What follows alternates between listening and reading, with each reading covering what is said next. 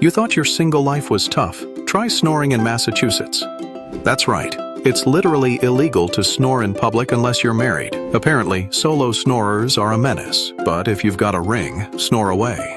Was there a rogue bachelor snoring epidemic? Did lawmakers just want to give single people one more reason to get hitched?